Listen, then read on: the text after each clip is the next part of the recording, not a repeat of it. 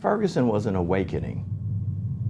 We watched in horror as the Quick Trip burned down.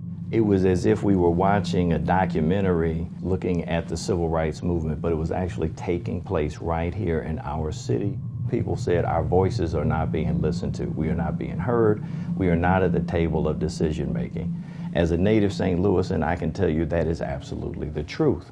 And whether we want to admit it or not, it has been for a very long time. I wanted to take a driving tour through Ferguson. I wanted to see it for myself. And I think what I saw was heartbreaking, and that is a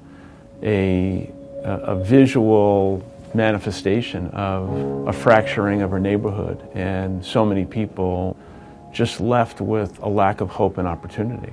Burned out buildings, and you can just emotionally feel the distraught, the disappointment. And leaving Ferguson, I realized we had to do something.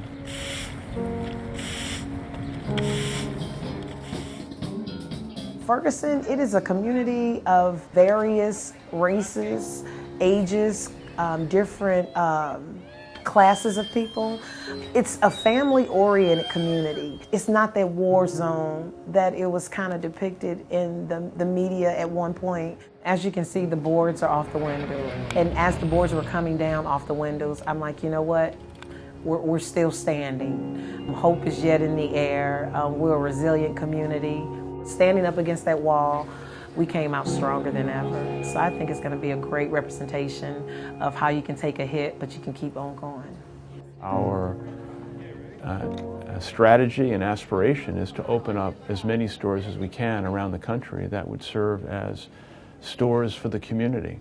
Significantly try and create job opportunities, opportunities for vendors, like for Natalie, who now is employing over a dozen people and supplying us with food for our stores. And for these kids, all they need really is an opportunity for someone to open a door for them. And Ferguson, unfortunately, is not an isolated place in America. There are cities and towns across the country like Ferguson, and we want to do everything we can to make a difference through the lens of Starbucks.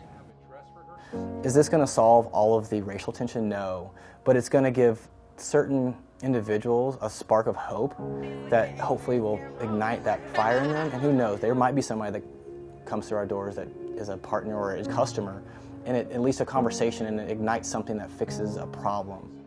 We can't wait for other people. We have to do our part. This is not charity. This is good business.